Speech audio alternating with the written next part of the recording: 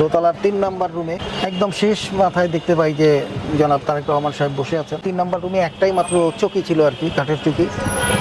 তো আমি তার উল্টা পাশে একটা কম্বল বিছিয়ে শুয়ে পড়তেছিলাম। তো আমাকে ডাক দিল, ডাক দিয়ে বললো যে তুমি কিছু মনে না করলে আমরা কিন্তু একটা খাটে দুজন ঘুমাতে পারি, কারণ তুমি যদি আমার দিকে পা দাও আর আমি তোমার দিকে পা দিই তাহলে আমরা এক বিছনাতেই ঘুমাতে পারি। তুমি বললো যে রাত্র তো অনেক হয়ে গেছে, আমি সম্ভবত তোমার বড় ভাই হব বয়সে, তো যার কারণে আমি তোমাকে তুমি করেই বলি। আর জি স্যার, আপনি তুমি করেই বলেন। তো উনি আমাকে বললেন যে আমাকে স্যার করে ডেকো না, আমাকে সবাই ভাইয়া বলেই ডাকে। আমি বললাম যে আমি তো জেলখানায় আছি, জেলখানার জেল কোর্টে আপনার স্যার বলে সম্বোধন করতে হয়, যেহেতু আপনারা ভিআইপি আসামি, আপনাদেরকে স্যার বলতেই হবে। আমি মাঝে মধ্যে ভয় পেতাম যে যদি দেখা গেলো যে বিভিন্ন সময় তো অনেক নেতাদেরকে জেলখানায় মারা হয়েছে, এরকম যদি আমাদেরকেও মনে করেন রাত্রে এসে গুলি করে তাহলে আমরা কি করব। তো উনি বলতো দেখো মৃত্যু যদি থাকে সেটা তো তুমি আমি একসাথেই মারা যাবো, কিছু করার নাই। আসসালামু আলাইকুম। অমর 21 বইমেলা 2026-এর আজকের জিয়া স্মৃতি পাঠাগারের স্টলে আমাদের আলোচনায় অতিথি হিসেবে যিনি এসেছেন তার পরিচয় একটু ভিন্নধর্মী। তিনি বর্তমান মাননীয় প্রধানমন্ত্রী জনাব তারেক রহমান, যিনি বিএনপির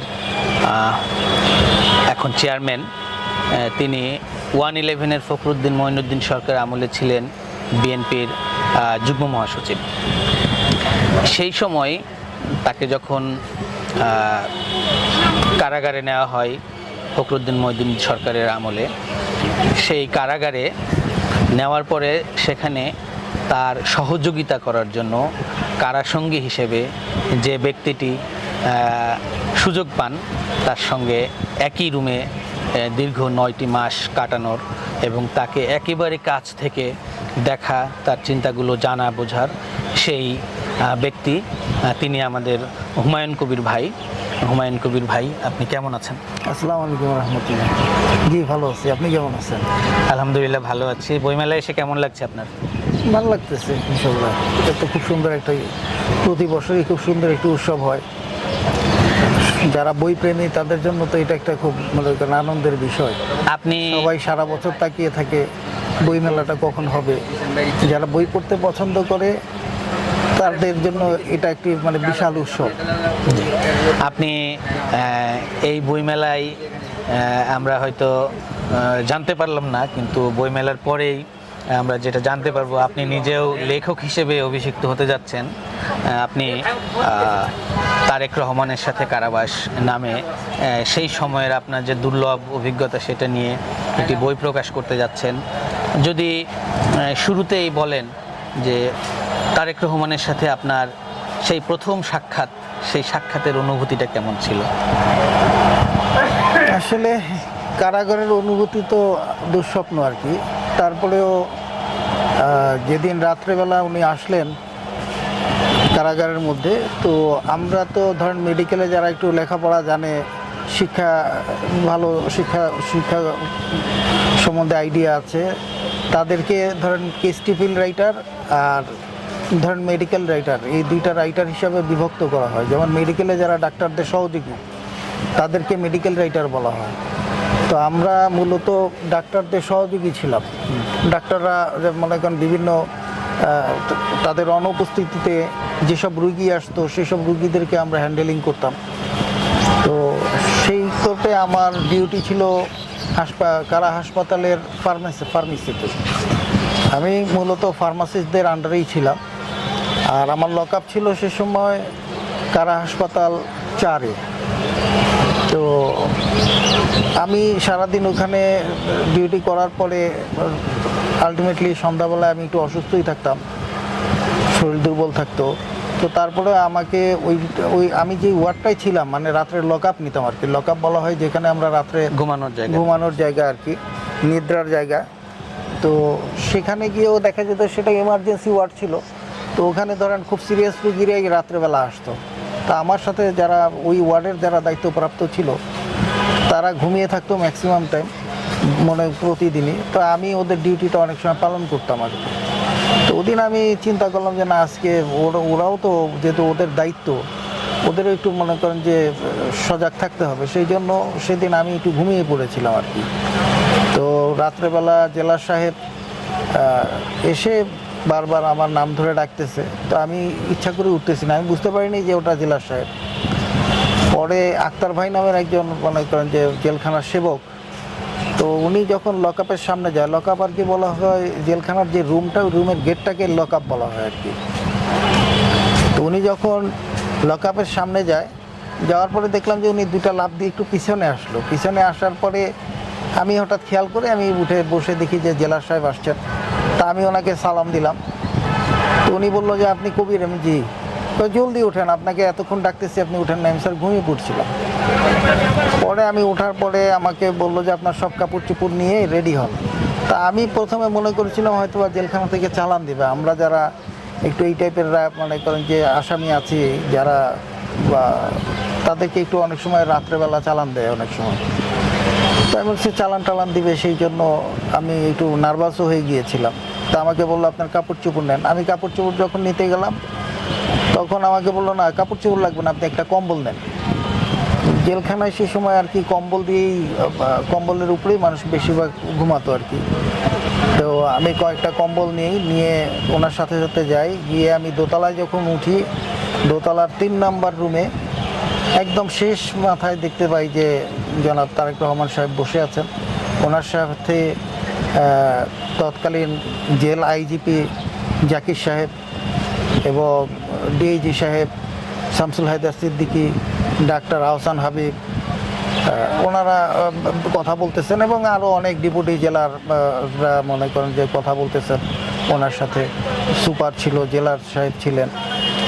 তো আমি ওইখানে দাঁড়িয়ে থাকি। পরে আমাকে ডাক্তার আহসান হাবিব স্যার এসে বললেন যে তোকে তো এই জায়গায় থাকতে হবে, এখন কিছু করার নাই, যেহেতু উনি একটু অসুস্থ আছেন। তো যেহেতু ওনার প্রেশার মাপা, ওষুধ খাওয়ানো, এই সব প্রাথমিক চিকিৎসা যেগুলি, এগুলি তোর খেয়াল রাখতে হবে।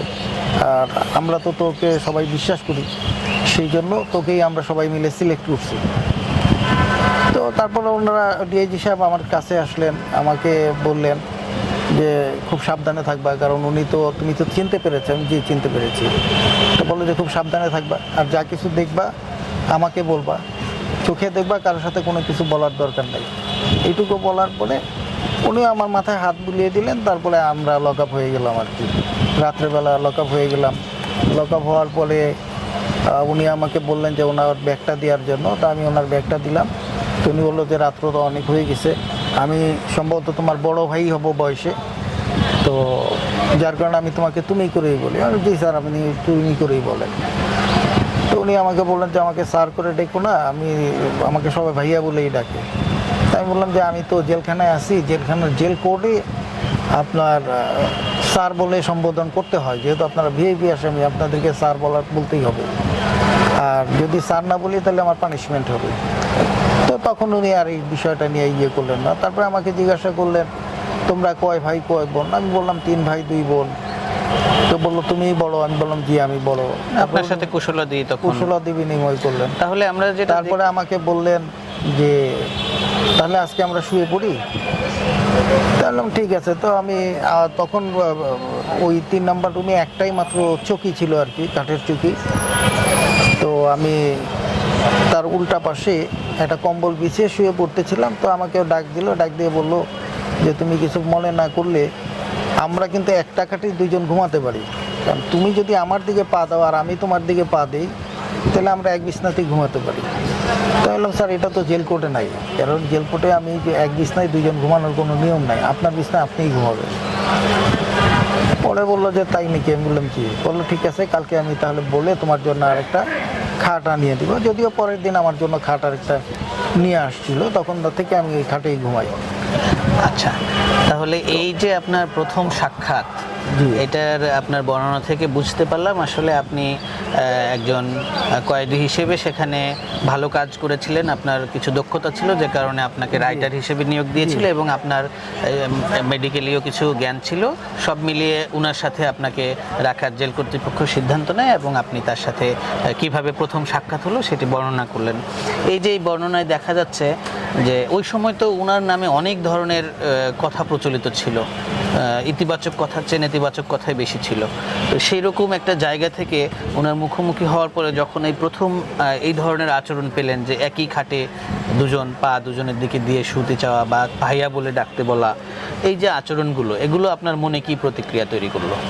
আসলে আমরা তো জেলখানার মধ্যে তার সম্পর্কে চরম খারাপ কথা শুনতাম, যে উনি ইতিহাসের একজন কলঙ্কিত লোক এবং খারাপ, ওনার ব্যবহার খারাপ, আচরণ খারাপ, মানুষের সাথে মানুষকে মানুষ হিসাবে মনে করে না। সেই জন্য ওনার প্রতি তো আমাদের একটা ভীতি ছিলই, এটা তার বলা মনে কোনো অবকাশ রাখে না। সেই হিসাবে তো একটা ভয় ছিলই যে যদি এরকম খারাপ হয়, আমরা তো সাধারণ কয়েদি, আমাদের সাথে যদি উনি খারাপ ব্যবহার করেন আমাদের তো যে কোনো পানিশমেন্ট হতে পারে। এই জন্য আমাদের প্রথমে প্রাথমিক অবস্থায় একটা আমার ভয় কাজ করেছে। এবং পরে আমি যখন ওনার সাথে রাত্রেবেলা প্রথম আমার যখন কথোপকথন হলো, তখন আমি প্রথম উপলব্ধি করতে পারলাম যে উনি যদি এত খারাপ হয় তাহলে অন্তপক্ষে ওনার ভিতরে এই মানবতাটা আসবে না যে আমরা একটা খাটে দুইজনেই ঘুমাই, তুমি আমার দিকে পা দাও এবং আমি তোমার দিকে পা দিয়ে ঘুমাই। তখনই আমার মানে তো ওনার সম্বন্ধে কিছুটা হলেও ধারণা চেঞ্জ হলো। এই যে ধারণা চেঞ্জ হওয়া আপনার শুরু হলো প্রথম সাক্ষাতে আচরণের পর থেকে, এরপরে দীর্ঘদিন আপনারা একসাথে ছিলেন, 9 মাস। আমরা প্রায় 9 মাস। এই 9 মাসে তো শত শত ঘটনা ঘটেছে এবং অনেক কিছু আছে যেগুলো আপনার শেয়ার করার মতো।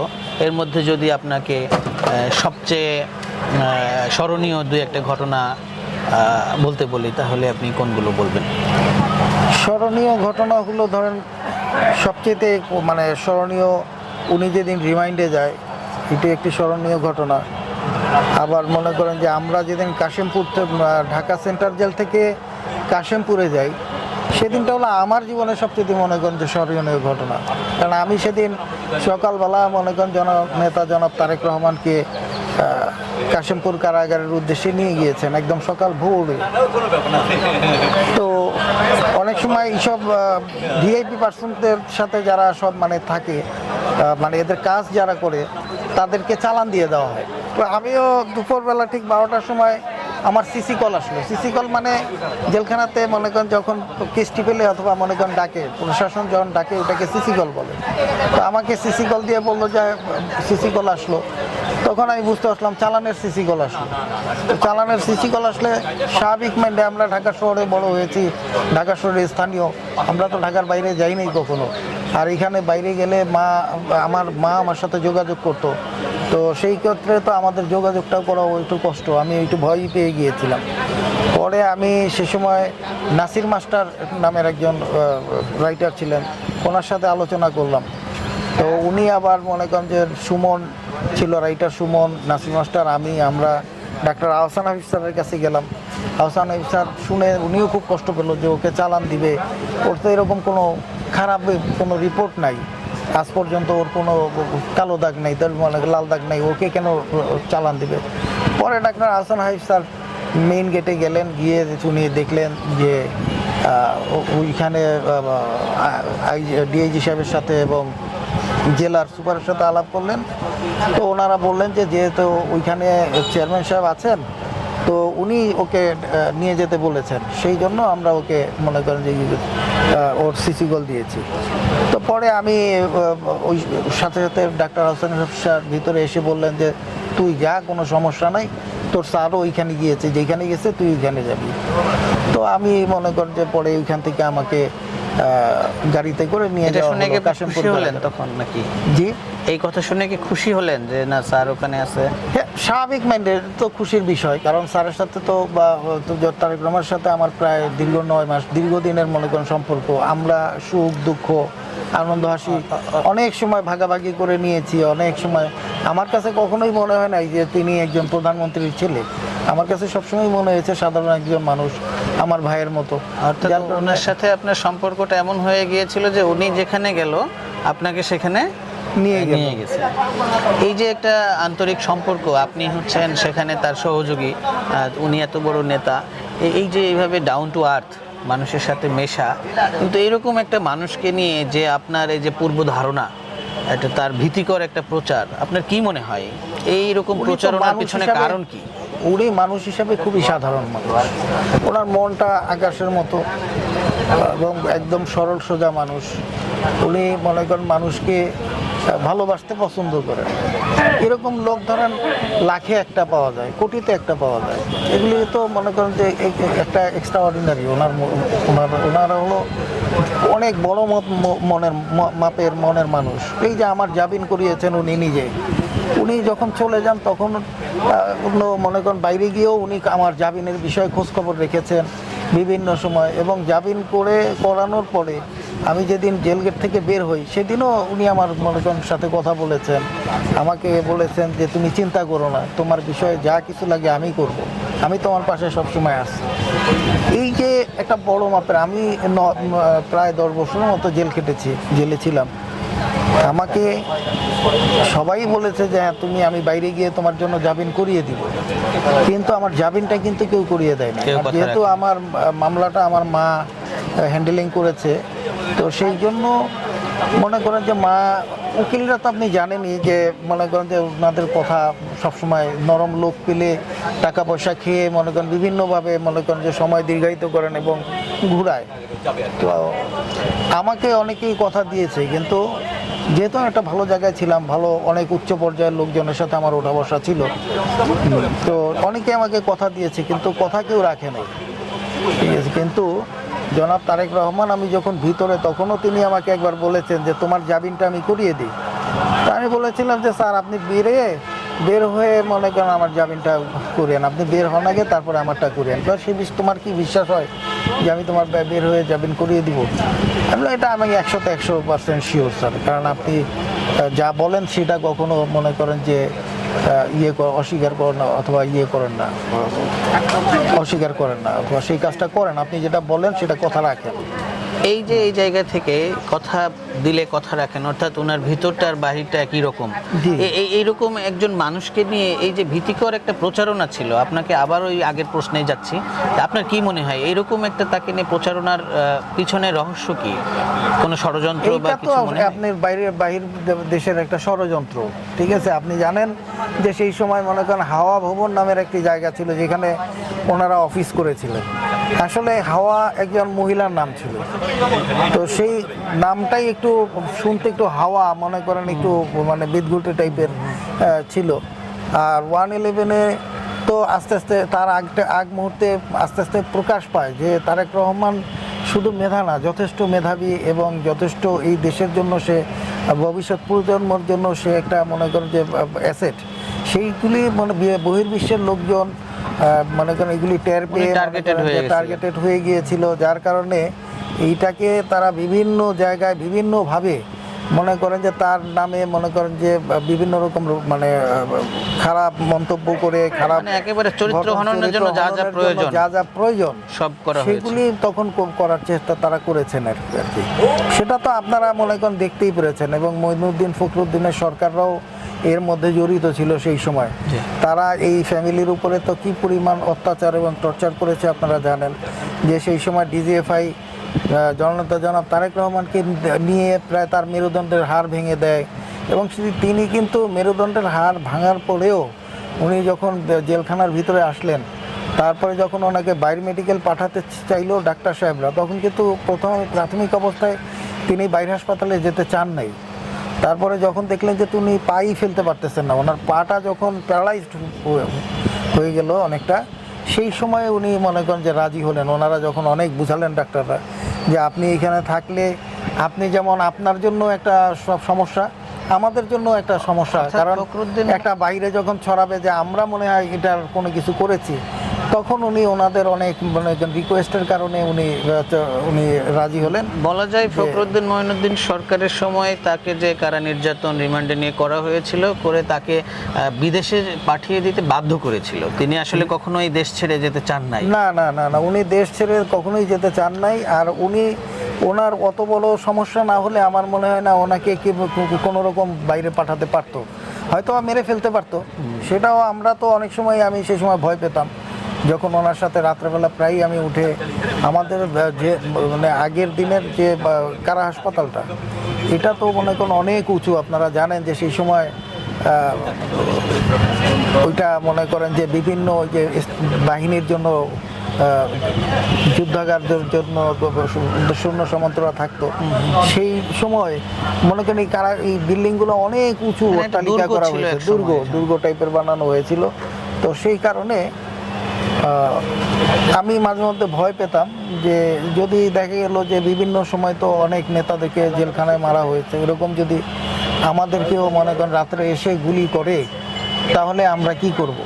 ঠিক আছে, তা আমি বা বিভিন্ন সময় জালনার ফাঁক দিয়ে উপর দিয়ে তাকাতাম যে এইখান দিয়ে কি লাভ দিব, তখন মাঝে মধ্যে চিন্তা করতাম তো লাভ দিলেও আমি মারা যাবো, বাঁচতে এত পারবো না। উপরে এটা। আর বের হওয়ারও কোনো জায়গা নাই জেল থেকে, ওই ওই ওই রুমটা থেকে একটা আপনার অ্যাডজাস্ট ফ্যানের একটা গোল জায়গা ছিল, তো ওখান থেকে লাভ দিতে গেলে আমি গুঁড়োই হয়ে যাব। তো স্যার আমাকে মাঝে মধ্যে বলতো যে তুমি কি করতেছো? আমি বলছি, স্যার জায়গা দেখতেছি যে কখনো যদি এরকম পর্যায়ে চলে আসে তাহলে বাঁচার জন্য আমরা কি করতে করব? পারি? তো উনি বলতো দেখো মৃত্যু যদি থাকে সেটা তো তুমি আমি একসাথেই মারা যাব, কিছু করার নাই। এই জায়গা থেকে যদি বলি, যেহেতু পরবর্তীতে আপনি কারামুক্তি হলেন, উনি সেক্ষেত্রে সহযোগিতা করলেন, এরপরে আপনি একটু স্থিতিশীল অবস্থায় আসার পরে ওই সময়ের ঘটনাগুলো নিয়ে একটা সংকলন করে বই প্রকাশ করার সিদ্ধান্ত নিলেন, যেটি আবার কারাগারে ওনার সাথে কথা হয়েছিল যেগুলো নিয়ে একসময় বই লিখবেন। এবং সেই বইয়ের চূড়ান্ত সম্পাদনার জায়গায় আমি কাজ করার সুযোগ পাওয়াতে আসলে আমি তো এই ঘটনাগুলো যেগুলো আপনি বলছেন সবগুলোই আগে থেকে জানা, তবু আপনার মুখ থেকে শোনা মানে হচ্ছে মনে হয় যেন ভেসে উঠছে প্রত্যেকটা ঘটনা। এই জায়গা থেকে এই যে আপনি বের হয়ে আসলেন, আসার পরে বের হওয়ার আগে একটি ঘটনাও বইতে রয়েছে যে আপনি একসময় বলেছিলেন যে আপনি একসময় প্রধানমন্ত্রী হবেন, হ্যাঁ, আপনি একসময় সুযোগ পাবেন। আজকে উনি সেই সুযোগটি পেয়েছে এবং দেখুন উনি প্রথমেই যে কথাটি বলেছিল ইশতেহারের ফ্যামিলি কার্ড 1 মাসের ভিতরে উনি এই জিনিসটি শুরু করেছেন, অর্থাৎ উনি যেটি বলে সেটি করে, তার প্রমাণ কিন্তু শুরু করেছেন। আপনার কি মনে হয়, আপনি ওনাকে যেভাবে দেখেছেন, এই বাংলাদেশের এই সরকারের দায়িত্ব জনগণ যে দিয়েছে বিএনপিকে, তার প্রধান হিসেবে, মাননীয় প্রধানমন্ত্রী হিসেবে উনি সফল হবেন? উনি যেটা চান, স্বপ্ন দেখেছেন বাংলাদেশকে সেভাবে গড়তে সুযোগ পাবেন? কারো একার পক্ষে তো আর মনে করেন যে একটা দেশকে মনে করেন যে এগিয়ে নিয়ে যাওয়া অথবা একটা দেশের উন্নয়ন করা একার পক্ষে তো আর সম্ভব না। আর আপনি জানেন যে বাংলাদেশে এখন দুর্নীতিরাই হালাল হয়ে গিয়েছে। যারা দুর্নীতিবাজ তারা এখন সমাজের বিভিন্ন স্তরে লক্ষ লক্ষ লোক মনে করেন যে ছড়িয়ে ছিটিয়ে রয়েছে। এটা তো তারেক রহমানের একলার পক্ষে কোনোদিনই সম্ভব নয়। তার আশপাশ এবং তার মনে করেন যে সামনে পিছে সবাই যদি ভালো হয় তাহলে সেই ক্ষেত্রে আমি মনে করি উনি একজন ভালো মনের মানুষ এবং ওনার চিন্তাধারা, উনি একজন মনে করেন আধুনিক একটি দেশ গড়ার রূপকার হতে পারেন যদি ওনার সাথে সবাই সহযোগিতা করেন। উনি একলা তো এটা করতে পারবেন না। তার সাথে হ্যাঁ, পূর্বে যারা যাই হয়েছে, দুর্নীতি যা কিছু হয়েছে, সবাই যদি সেগুলি ভুলে তবা তিল্লা করে যদি ইনশাল্লাহ আগামী দিনে সুন্দর তার যে মনে করেন পরিকল্পনাগুলো রয়েছে, আপনি জানেন যে তার মনে করেন কৃষি নিয়ে পরিকল্পনা রয়েছে, তার মনে করেন বিভিন্ন ইন্ডাস্ট্রিয়াল নিয়ে মনে করেন পরিকল্পনা রয়েছে, তার শিক্ষা নিয়ে মনে করেন বিস্তর একটি চিন্তা ভাবনা রয়েছে। অর্থাৎ ওনার যে টিম, সেই টিম যদি ওনাকে পরিপূর্ণ নিম্ন আয়ের মানুষ নিয়ে তার একটা চিন্তা ভাবনা রয়েছে এবং আপনি জানেন যে উনি নিম্ন আয়ের মানুষদের প্রতি খুবই দয়াশীল। উনি যখনই যে কোনো জায়গায়, ওনার তো একটা কাহিনী আছে যে উনি একবার আপনার ফার্ম গেট দিয়ে আসতেছিলেন, তখন দেখলেন একজন শীতে খুব কষ্ট করতেছে, উনি একটা ছেলে ওনার বয়সী, উনি ওনার কাপড় খুলে তার গায়ে পরিয়ে দিলেন। উনি সারা রাস্তা কষ্ট করতে করতে আসছেন। জেলের ভিতরে এরকম একটা ঘটনা আছে, জেলের ভিতরে এরকম একটি ঘটনা আছে, কিন্তু তো যার কারণে উনি একজন ভালো লোক, এটা আমি নিঃসন্দেহে বলতে পারি। কিন্তু ওনার যে ভালো কাজগুলা সেগুলিকে আমরা যদি সবাই মিলে সহযোগিতা করি তাহলেই মনে করেন উনিও সাকসেস হবে এবং দেশটাও অনেক আগে এগিয়ে যাবে এবং বাংলাদেশের মানুষ ইনশাল্লাহ একদিন বিশ্বের বুকে মাথা উঁচু করে দাঁড়াতে পারবে। নিশ্চয়ই আপনার প্রত্যাশা পূরণ হবে এবং আশা করি আপনার সাথে আমাদের আরও কথা হবে। এই বইয়ে এত ঘটনা যেগুলো নিয়ে আপনার সাথে অনেকগুলো পর্ব করা সম্ভব আলোচনার জন্য। আজকে আমরা 9 মাসের ঘটনা তো আর একদিনে সম্ভব না মনে করি। সেটাই আজকে আমরা আমাদের আলোচনা এখানে শেষ করব। আপনি কিছু বলে শেষ করুন। আপনাদেরকে ধন্যবাদ এবং বিশেষ করে আপনি, তারপরে আমাদের সুলেমান তারপরে আমাদের রুমান ভাই যারা এই বইটায় মনে করেন কাজ করেছেন সবাইকেই অসংখ্য ধন্যবাদ। আপনাকে অসংখ্য তারপরে ধন্যবাদ আমাদের এই ধরনের একটা ঐতিহাসিক মানব- একটা কাজে সুযোগ দেওয়ার জন্য। এবং সুধী দর্শক সবাই ভালো থাকবেন। আমরা আজকের মতো এখানে শেষ করছি। আসসালামু আলাইকুম।